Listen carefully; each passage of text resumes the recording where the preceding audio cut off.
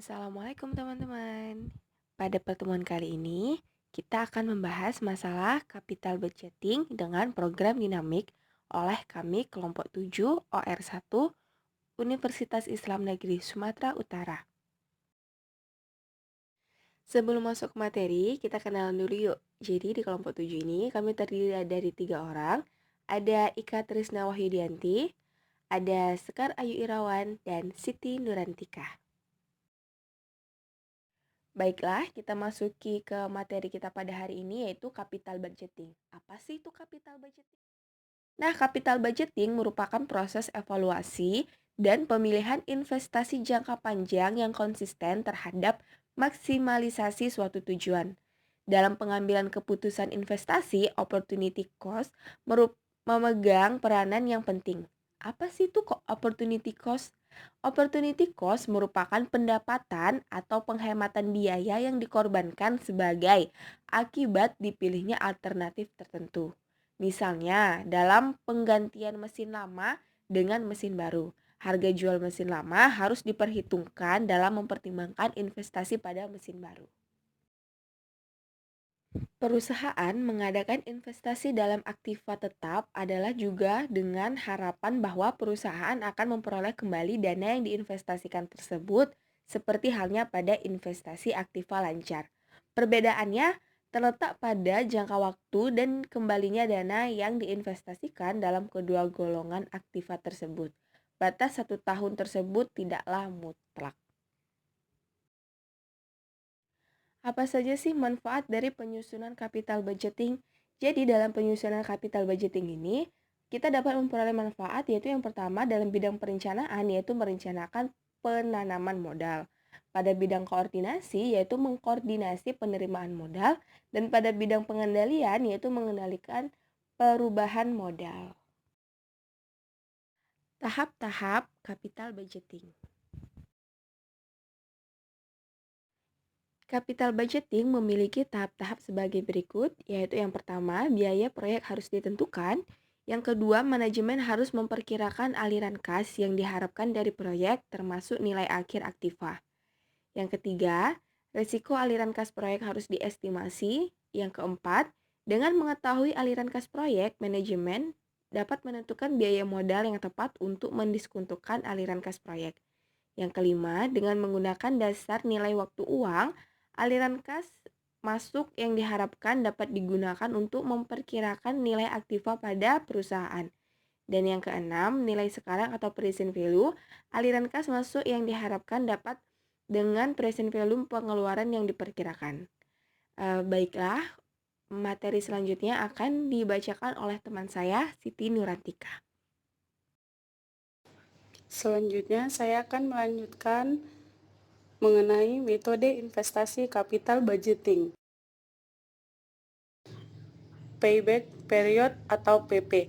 Metode ini merupakan teknik penilaian terhadap jangka waktu atau periode pengembalian investasi suatu proyek atau usaha. Perhitungan ini dapat dilihat dari perhitungan proxit yang diperoleh setiap tahun. Nilai proxit merupakan penjumlahan dari EAT. Payback period memiliki ketentuan jika PP lebih pendek daripada PP maksimum maka diterima. Jika PP lebih panjang daripada PP maksimum maka ditolak. Untuk kelebihan metode ini yaitu sangat sederhana dan hanya mempertimbangkan sampai pada waktu di mana investasi bisa diterima kembali. Kelemahan metode ini yaitu Average Rate of Return atau ARR. ARR adalah metode untuk mengukur berapa tingkat keuntungan rata-rata yang diperoleh dari suatu investasi jangka panjang yang dipergunakannya adalah laba setelah pajak atau EAT dibandingkan dengan average investasi atau rata-rata investasi. ARR memiliki ketentuan jika ARR lebih besar daripada minimum ARR maka diterima. Jika ARR lebih kecil daripada ARR minimum maka ARR ditolak. ARR memiliki kelebihan yaitu metode ini telah memperhitungkan penerimaan selama umur proyeksi investasi. Kelemahan metode ini yaitu tidak memperhatikan nilai waktu daripada uang, dipengaruhi oleh penggunaan metode depresiasi. Metode ini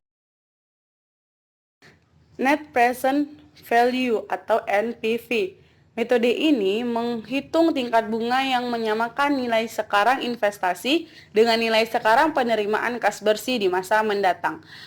Untuk NPV memiliki ketentuan jika NPV lebih besar daripada 1 berarti diterima. Jika NPV lebih kecil daripada 1 berarti tidak diterima. Kelebihan metode ini yaitu metode ini memperhitungkan nilai waktu uang. Di dalam present value, semua aliran kas selama umur investasi diperhitungkan. Kelemahan membutuhkan perhitungan yang baik dalam menentukan tingkat bunganya, dan dalam membandingkan dua proyek investasi yang tidak sama modalnya. Internal Rate Return atau IRR. IRR adalah metode untuk menghitung tingkat bunga yang menyamakan nilai present value penerimaan cash dengan present value investasi. Metode ini memiliki ketentuan jika IRR lebih besar daripada COC berarti bisa diterima. Jika IRR lebih kecil daripada COC berarti ditolak. Kelebihan metode ini yaitu memperhitungkan nilai waktu uang yang secara konseptual di dalam lebih baik dibandingkan payback period. Tidak mengabaikan aliran kas selama periode proyek. Kelemahan metode ini yaitu sering menghasilkan lebih dari satu tingkat bunga dan tidak. Selanjutnya, Profitability Index atau PI. Metode ini menghitung perbandingan antara nilai sekarang penerimaan kas bersih di masa mendatang dengan nilai sekarang investasi. Nah, PI ini memiliki ketentuan jika PI lebih besar daripada 1 maka diterima. Jika PI lebih kecil daripada 1 maka ditolak. Selanjutnya untuk pembahasan contoh soal.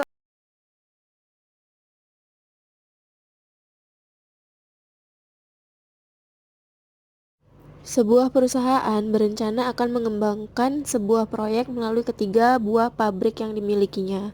Setiap pabrik diminta mengirimkan proposal, boleh lebih dari satu ke perusahaan untuk proyek yang akan dikembangkan.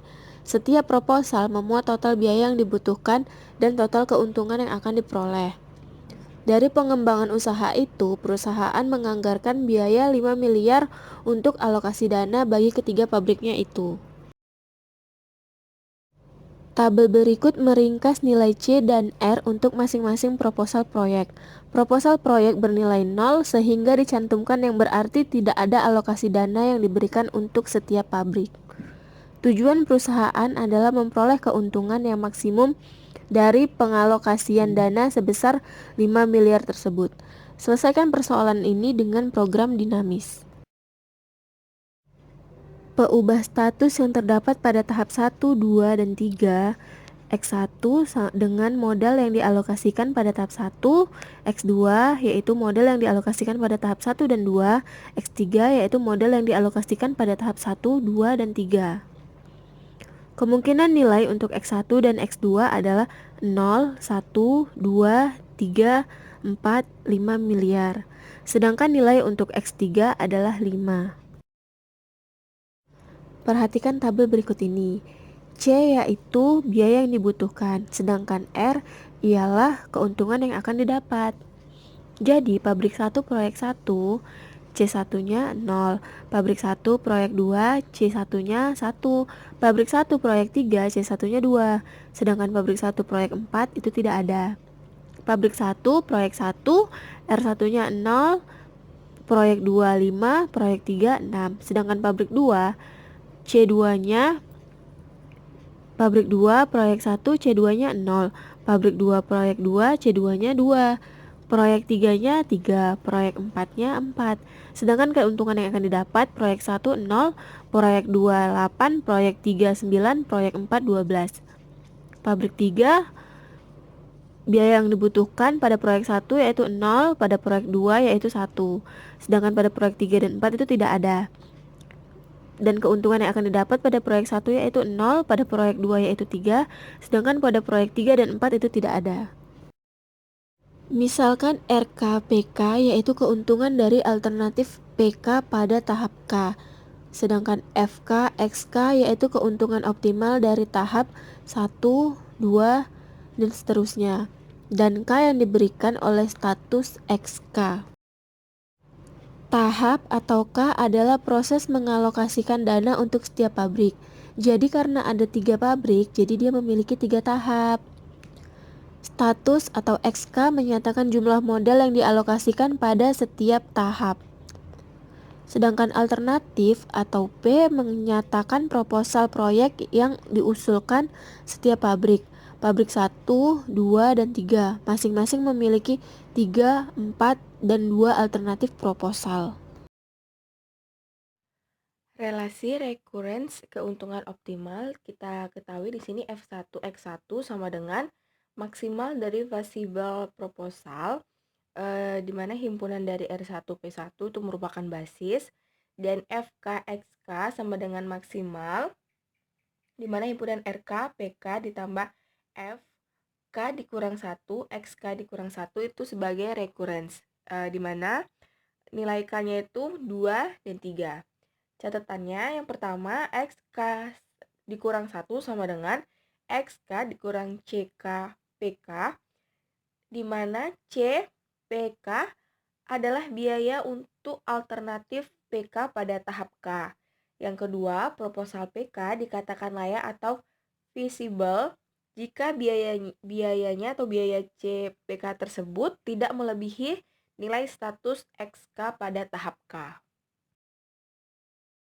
Maka dari itu, relasi recurrence keuntungan optimal menjadi F1X1 sama dengan maksimal dari C1P1 lebih kecil dari X1, di mana kita ketahui himpunan R1 dan P1 itu merupakan basis, dan untuk FKXK sama dengan maksimal dari CK dalam kurung PK lebih kecil dari XK, di mana himpunannya dapat kita ketahui RK dikali PK ditambah FK dikurang 1, nilai mutlak dari XK dikurang CK dikali PK itu merupakan recurrence, dan dengan nilai K-nya sama dengan 2 dan 3.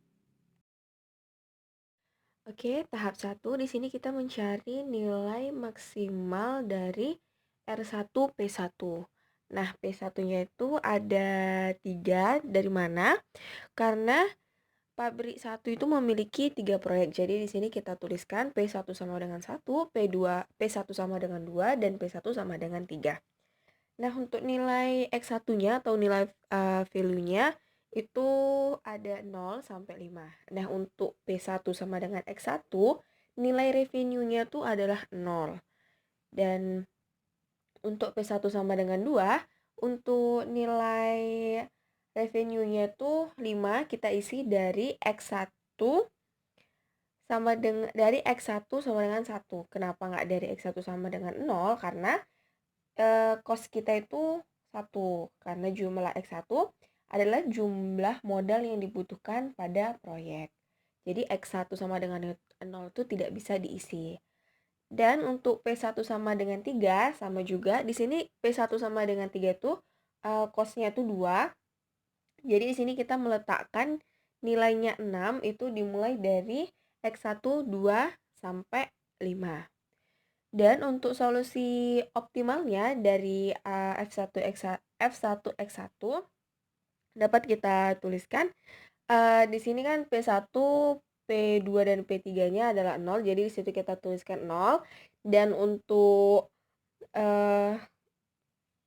F1X1 yang X1-nya 1 itu kita buat 5, dan untuk 2 sampai 5 kita buat 6. Jadi F1X1 ini kan kita ketahui nilai maksimalnya. Jadi kita tuliskanlah atau kita masukkan ke dalam tabel itu nilai-nilai maksimal. Dan untuk P1 bintangnya atau P1 starnya itu adalah nilai proyek. Kita dapat lihat di atas bahwa 0 itu nilai proyeknya adalah 1, untuk 5 nilai proyeknya adalah 2, dan untuk 6 itu nilai proyeknya adalah 3. Untuk tahap 2, kita gunakan fungsi rekursi yang sudah didefinisikan, yaitu F2X2 sama dengan maksimum atau maksimal dari R2 P2 ditambah F1 X2 dikurang C2 P2. Kita akan gunakan hasil dari tahap sebelumnya untuk menghitung revenue yang ada, di mana kita ketahui nilai dari X2 sama dengan 0 sampai 5, dan kita di sini memiliki 4 proposal, yaitu P2 sama dengan 1, P2 sama dengan 2, P2 sama dengan 3, dan P2 sama dengan 4.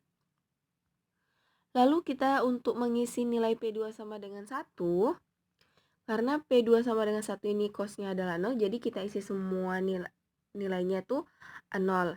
Dan kita tambahkan dengan nilai F1 dari nilai sebelumnya yaitu 0. Jadi 0 ditambah 0 sama dengan 0. Dan untuk X2 sama dengan 1, itu kita tambah dari F1 sama dengan 1 yang nilainya adalah 5. Jadi 0 ditambah 5 sama dengan 5. Begitu juga dengan X2 sama dengan 2, itu 0 ditambah 6. 6 didapat dari F1 sama dengan 2. Jadi gitu juga sampai F1 sama dengan 5. Nah, untuk P2 sama dengan 2, kita ketahui costnya itu adalah 2. Jadi kita mengisi nilainya itu dari X2 sama dengan 2 dengan nilai revenue-nya adalah 8. Jadi dari X2 sama dengan 2 sampai X2 sama dengan 5, kita tuliskan nilai revenue-nya yaitu 8. Nah, ditambah 0, 0 tuh dapat dari mana? Balik lagi, kita ngambil dari F1 sama dengan 1 yang sebelumnya itu adalah 0, jadi 8 ditambah 0 sama dengan 8.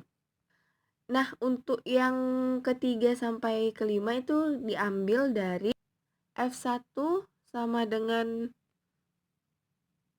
1 sampai 3, yaitu F1 sama dengan 1 sama dengan 5, jadi 8 ditambah 5 sama dengan 13, 8 ditambah F1 sama dengan 2 dengan nilai 6 sama dengan 14, begitu juga dengan X2 sama dengan 5. Nah, untuk mengisi nilai P2 sama dengan 3, kita ketahui nilai revenue-nya adalah 9 dan cost-nya adalah 3. Jadi kita isilah dari X2 sama dengan 3 dengan nilai revenue-nya adalah 9. Jadi dari itu kita tulis dari 3, 4, 5, kita tulis 9-nya semua ke bawah. Ditambahkan dengan F1 sama dengan 0 yaitu 0, jadi 9 tambah 0 adalah 9. Lalu 9 ditambah F1 sama dengan 1 dengan nilai 5, jadi 9 ditambah 5 sama dengan 14. Dan 9 ditambah 6 sama dengan 15. 6-nya dari mana? 6-nya adalah F1 sama dengan 2 dengan nilainya 6. Begitu juga dengan P2 sama dengan 4. Di sini kita ketahui cost-nya adalah 4 dengan nilai revenue-nya adalah 12. Jadi kita mengisinya dari X2 sama dengan 4 dan X2 sama dengan 5 tuh kita isi.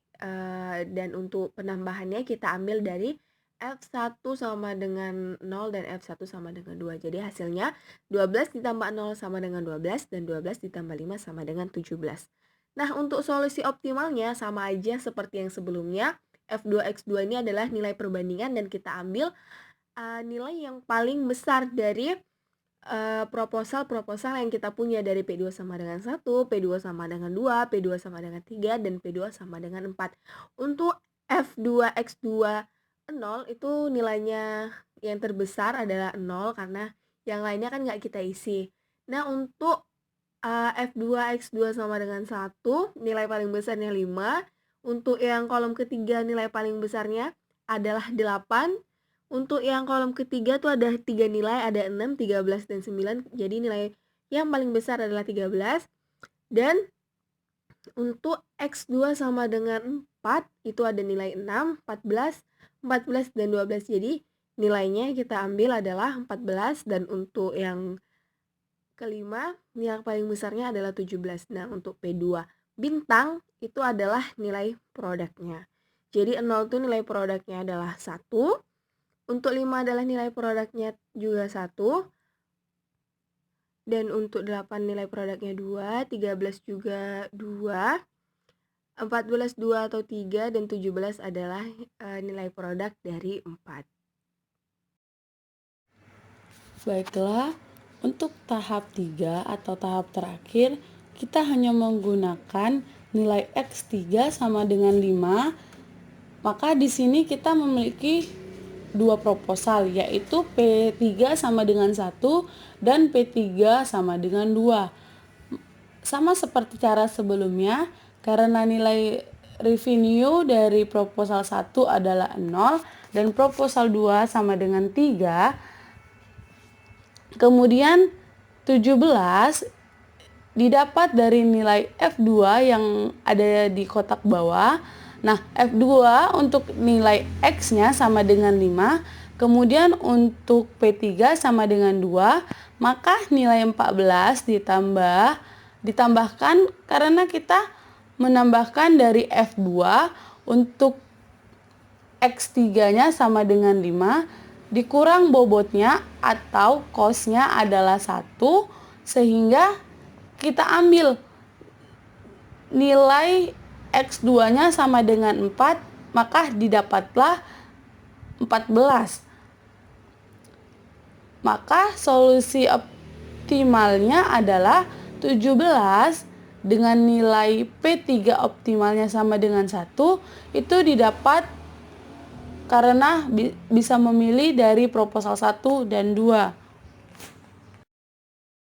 Baiklah, selanjutnya untuk konstruksi solusi, yang dimana akan dimulai dari tahap ketiga. Untuk solusi, tahap optimalnya adalah 1 dan 2 yang terdapat di tabel kiri untuk setiap tahapannya. Lalu akan diambil solusi optimal tahap kedua, namun sebelumnya dapat dikurangkan terlebih dahulu solusi optimal tahap keduanya yang ingin diambil melalui jalur P3 sama dengan 1. Maka didapat atau bisa diambil P2-nya sama dengan nilai X-nya sama dengan 5, tapi untuk P3-nya sama dengan 2, yang diambil adalah nilai X-nya sama dengan 4. Karena yang dipakai cost-nya itu sama nilai cost-nya itu 1.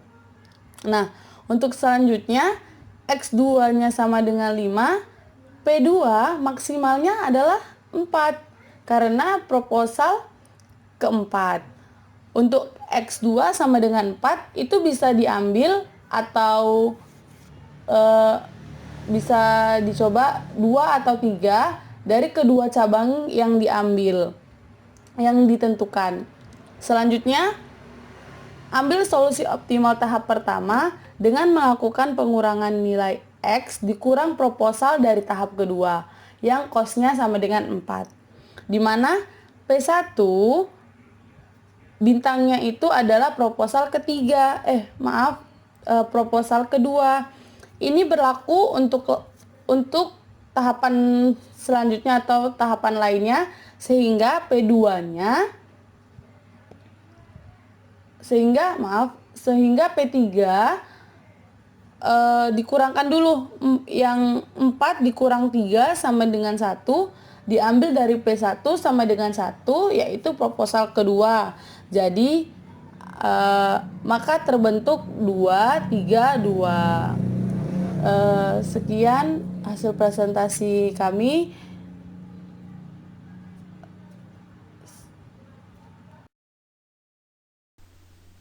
Baiklah, terima kasih kepada teman-teman yang sudah memperhatikan materi kami. Semoga materi hari ini dapat bermanfaat untuk kita semua. Sampai jumpa di pertemuan selanjutnya. Wassalamualaikum warahmatullahi wabarakatuh.